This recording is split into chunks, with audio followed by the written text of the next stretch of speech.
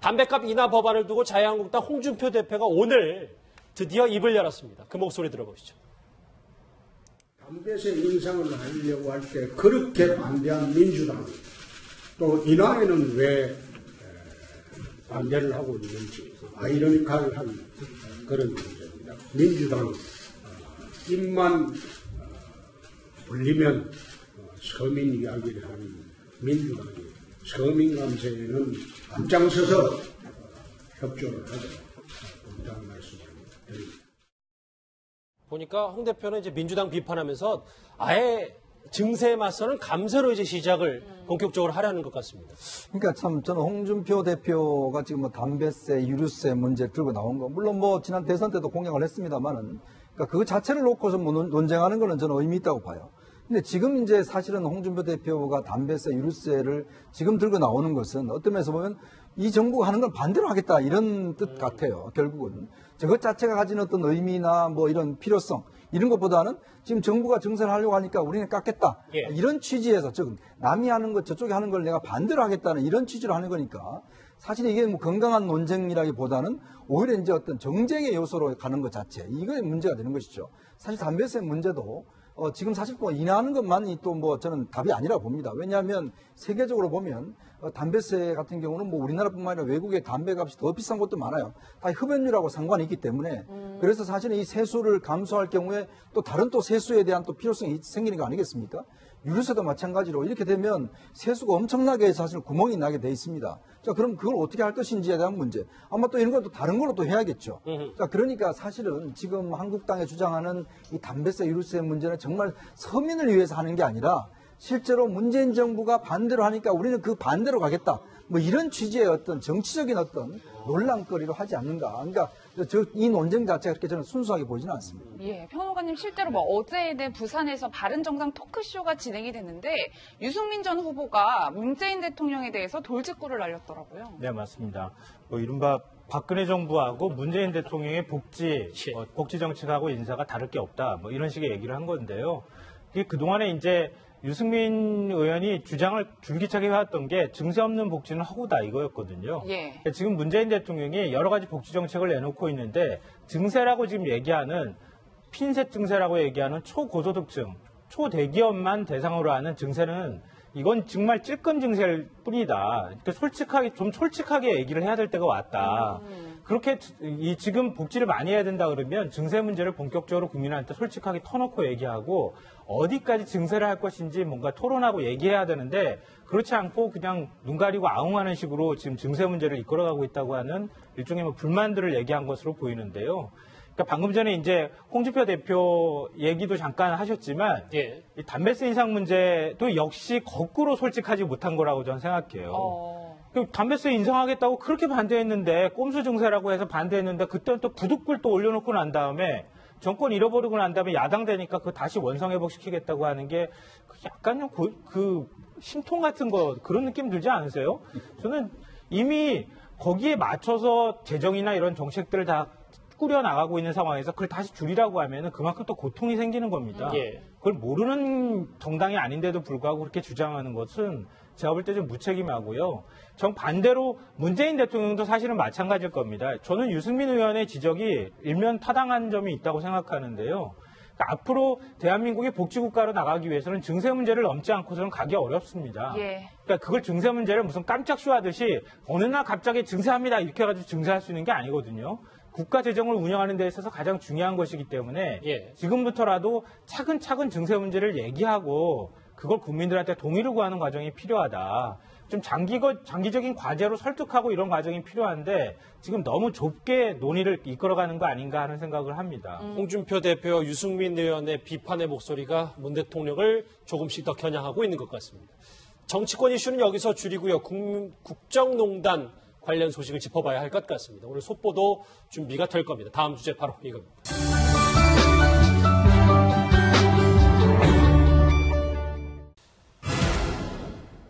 넥타이 풀고 수제 맥주 한 잔. 그런데 회장님들 진짜 저렇게 편안할까요? 문재인 대통령이 오늘 저녁 주요 기업인과 호프 미팅을 엽니다. 짚어볼 내용이 꽤 많은 것 같습니다. 먼저 황수연 기자가 자세히 풀어드립니다. 오늘 저녁 문재인 대통령이 주요 기업인들을 청와대로 초청해 호프 미팅을 진행합니다. 청와대는 최소한의 격식만 유지한 채 이루어질 것이라고 밝혔는데요. 오늘은 정의선 현대차 부회장, 하명준 오뚜기 회장 등 총 8명의 기업인이 참석합니다. 참석자들은 보시는 것처럼 넥타이를 하지 않은 정장이나 비즈니스 캐주얼 등 최대한 편안한 옷을 입을 것으로 보이는데요. 호프 미팅은 상춘제 앞 녹지원에서 진행될 예정입니다.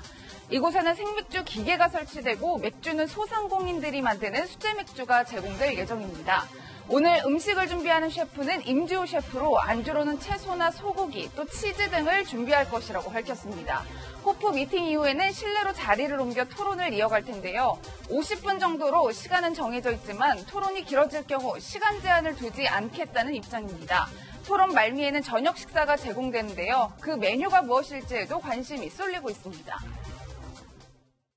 네, 조대진 변호사는 계속해서 함께 해주시고요. 추가로 전문가 3분 더 나오셨습니다. 어서 오십시오. 안녕하세요. 정치권 이슈를 본격적으로 풀어봐야 될 텐데 지금 잠깐 짚어봤어요. 오늘 저녁에 있을 이 주요 기업인들과의 맥주 간담회, 이현정 의원님. 네. 일단 사무 간담회라면서요. 뭐 일단 뭐 격식도 없고 또 뭐 정해진 시간도 없고 하여튼 뭐 모든 것을 자유롭게 뭐 하겠다 뭐 이런 취지에서 이제 오늘 저녁에 이제 간담회가 열리는 것 같습니다. 특히 또 뭐 이야기 오늘 같은 경우는 사실 이제 15개 기업 중에서 이제 반 정도가 오늘 참석을 하고 또 내일 또 이어집니다.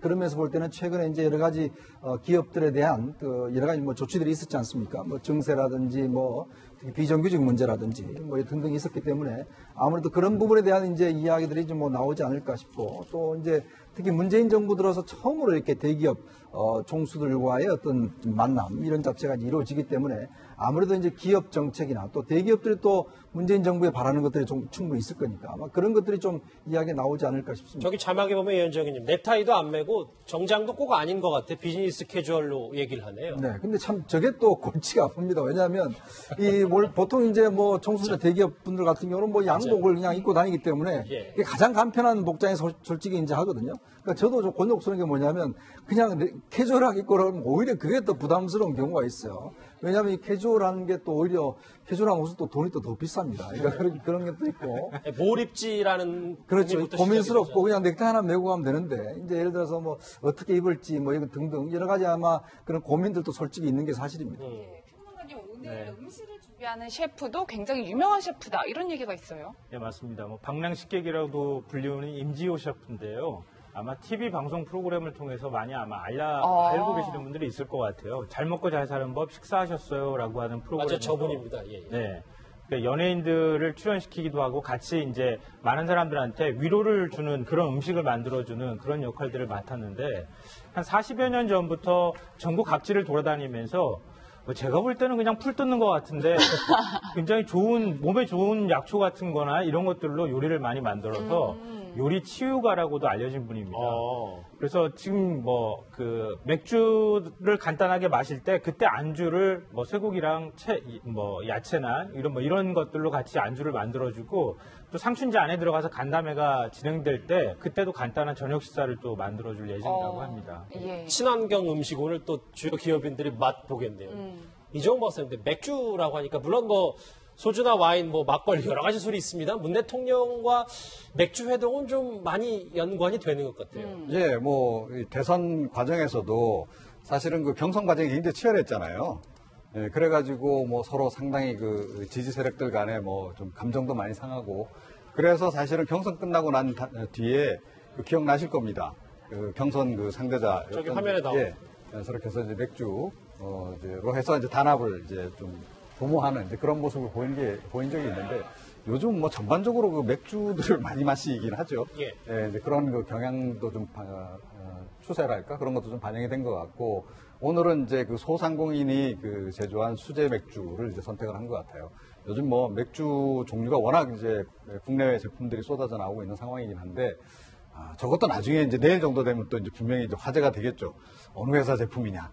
이제 이게 보니까 네. 신세계라든지 롯데 이쪽이 아니라 그냥 그러니까요. 진짜 소상공인이 네. 만든 맥주라고. 요즘은 하네요. 이제 그 소규모 그런 이제 이런 그 제조업체들이 좀 많이 이제 상품들을 내놓으니까 그 가운데 이제 하나를 이제 선택을 한 것 같고 가볍게 이제 그 녹지원에서 저렇게 이제 일종의 가든 파티 비슷하게 맥주 한 잔 마시고 그러면서 분위기를 좀 부드럽게 만든 다음에 이제 본격적인 얘기는 상춘제에 들어가서 하는 그런 일정으로 진행이 되는 것 같습니다. 예, 뭐 조 변호사님 이렇게 더운데 야외에서 맥주 한잔하면 참 시원할 것 같긴 한데 기업인들 마냥 마음 편하게 맥주를 마실 수는 없을 것 같아요. 그렇죠. 일단 대통령이 주재한 자리라는 것 때문에 되게 부담도 될 거고요. 그리고 시간이 그렇게 길지 않은 뭐 한 20분 정도 대담을 나눌 것 같은데요. 이 시간이 뭐 너무 짧지 않냐라는 얘기도 있습니다. 하지만 이제 대통령이 그 얘기했듯이 격식이나 시간 제한 없이 자기가 원하는 얘기를 모두 할 수 있기 때문에 사실상 뭐 대통령이 관련된 뭐 그 얘기 관련된 그 경영에 관련된 사안이라든지 이거 충분히 전할 수 있는 상황이거든요. 그렇기 때문에 20분 정도 진행된다고 하더라도 관련된 부분들 그리고 대통령이 갖고 있는 의중 등을 파악하는 데는 뭐 짧지 않은 시간이 될 것으로 보입니다. 근데 이제 문 대통령 중심의 이제 호프 회동에 대해서 집중해봤다면 사실 오늘 참석하는 기업 총수들 주요 기업인들의 면면을 보면 특히 이제 화면에 나오겠지만 특히 재벌 3세들이 문 대통령과 첫 상견례를 하는 것 같아요. 그렇네요. 그렇습니다. 이게 이제 지금 뭐 역대 이제 정권이 움직여 오면서 사실 이제 좀 그룹 총수의 이제 면면도 좀 이제 달라지는 것 같아요. 아무래도 각 그룹별로 지금 보면 뭐 특히 삼성 이건희 회장 같은 분은 지금 이제 편찮으셔서 계시니까 또 정몽구 회장 같은 경우도 이제 나이가 80이 사실 넘어가십니다. 그렇죠. 그리고 이제 아무래도 재벌 2세들이 이제는 좀 경영 일선에서 뭐 계신 분도 계시지만 좀 2선으로 후퇴한 분도 계시고 하기 때문에 사실은 문재인 정부가 들어선 여러 가지 의미가 있는 게 이제 재벌 3세들이 본격적으로 이제 이런 정치적 무대에 선다라는 아마 그런 또 역사적 의미는 있는 것 같아요. 예. 특히 이제 오늘 모임을 보면 대부분 이제 재벌 3세들이 이제 이루어집니다. 특히 이제 정의선 현대장소 부회장 같은 경우는 사실은요. 오늘 그 제일 메인 이제 그 참석자가 이제 원래 현대자동차인데 정몽구 회장이 원래는 이제 참석을 뭐 하신다 만다 하다가 결국 마지막에 정의선 부회장으로 돼서 사실 인도에 출장가 계십니다. 그러다가 또 정몽구 급히 회장이요? 또 오늘 또 이제 다시 도착을 했거든요. 아. 그러니까 그런 건 아마 이제 이번 모임의 성격 자체가 좀 밖에서 이제 그 맥주도 마시고 하기 때문에 조금 연세가 드시면 아무래도 조금 그 시간을 소화하시는 데 좀 힘들 것 같은 뭐 그런 게 있기 때문에 아마 대한상의하고 청와대가 상의를 해서 뭐 현대차하고 상의를 해서 뭐 조정을 했지 않나 싶습니다. 이제 그러면서 본다면 이번에 그 문재인 대통령의 재벌의 만남은 이제 좀 3세 치즈로 들어간 우리나라 대기업들의 어떤 그런 또 만남이 상당히 좀 주목이 되는 것 같습니다. 예. 예, 뭐 실제로 신세계 정용진 부회장은 직접 맥주집을 운영하는 것으로 알려졌는데 오늘 이 맥주 회동이 젊은 경영인들의 마음을 좀 사로잡을 수 있을 것 같아요. 사로잡기보다는 이 어떤 그 변화된 분위기를 반영하고 있는 것이다 이렇게 생각이 드는데요. 정용진 부회장의 경우에는 데블스토어라고 하는 스타필드 하남에 들어가 있는 그 패밀리 레스토랑이 있거든요. 그 패밀리 레스토랑에서 이 호프를 맥주를 파는 것도 같이 합니다. 예. 그래서 그 레스토랑을 정용진 펍이라고 부르기도 할 정도로 맥주 전문점을 또 따로 차리기도 할 정도로 굉장히 맥주에 대한 사랑이 좀 남다르고요. 그리고 최근에는 다른 이제 맥주집 데벌스 다이너라고 하는 그런 것도 또 낸다고 하는 얘기도 들립니다. 그 정도로 이제 맥주 얘기가 많이 돌고 있는데요. 저는 정의진 부회장이라든가 정의선 부회장 이런 경우도 그렇고 그다음에 조은태 그 대한항공 사장 같은 경우에도 이번에 거의 처음으로 언론에 데뷔를 하는 거나 마찬가지일 것 같거든요. 아, 대한항공 사장인 거죠? 네, 대한항공 사장이요. 조은태 사장의 경우에는 누나가 좀 땅콩 회항 사건으로 큰 누나가 좀 안 좋은 일로 결국 경영 일선에서 뒤로 밀려나 있는 상황이고 예. 조현민 부사장하고 같이 이제 둘이서 책임 경영제를 또 하고 있는 상황입니다. 세 명의 공통점이라고 한다면은 앞으로 이제 새롭게 그룹을 이끌어 나갈 차세대 주자라고 하는 점이에요. 그러면 앞으로 이제 걸려있는 일감 몰아주기라든가 아니면은 후계구도, 특히 정의선 부회장의 경우에는 현대차 그룹이 후계구도가 아직 완성이 안 됐거든요. 그러니까 아주 중요한 현안들이 남아있기 때문에 문재인 대통령 임기 내에 그런 작업이 이루어질 수 있을 가능성이 높아서 이번 기회에 좀 편하게 얘기하면 안면을 좀 터놓는 게 좋겠다.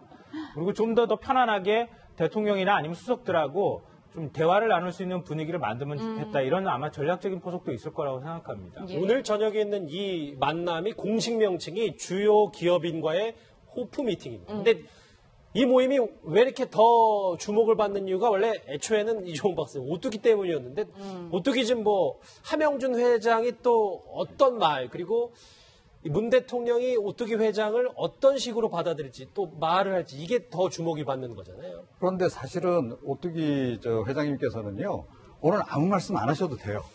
그냥 딱 참석하는 거 그것만으로 지금 이미 상징적인 의미가 너무 많이 부여가 돼버렸고 또 사실은 그 모든 게 지금 거기 좀 담겨 있는 거 아닙니까? 그러니까 나머지 참가하는 그 재벌 그룹에 대해서 메시지를 주는 게 좀 분명한 거 아니에요? 그러니까 오뚜기처럼 해라. 라고 하는 메시지를 이미 주고 있기 때문에 제가 보기에는 오늘 오히려 말씀을 굉장히 좀 이렇게 자제하실 것 같아요. 괜히 이제 이번 기회에 또 이렇게 그런 자리에서 또 너무 나서면 오히려 또 조금 이제 그 기업인들 사이에서는 살짝 왕따가 될 수도 있습니다. 그래서 오히려 말씀을 좀 아끼실 것 같고 문재인 대통령도 아마 그런 점을 의식해서 너무 과도하게 뭐 이렇게 예우를 한다든지 그런 일은 없을 거라고 생각이 되고요. 예. 그러니까 조금 전에 말씀드렸듯이 이미 지금 뭐 14대 그룹이 참가하는데 중견기업이 들어갔다. 그것만으로도 이미 많은 것을 지금 이제 이야기를 하고 있다. 이렇게 생각을 합니다. 그러니까 지금 말씀하신 거를 정리를 하면 매기 효과를 노리고 있는 거예요. 매기 효과요? 예. 그러니까 미꾸라지들이 있는 수족관 거기에 기르는데 매기 한 마리를 지금 넣고 있는 거죠. 그러면은 그 생태계, 이른바 경제계로 얘기하면 경제계 생태계가 굉장히 건강해질 거라고 하는 기대 심리가 있는 거거든요. 그러니까 오뚜기 함영준 회장을 초청을 함으로써 그 자체가 이미 상징성이 있다고 생각하고요.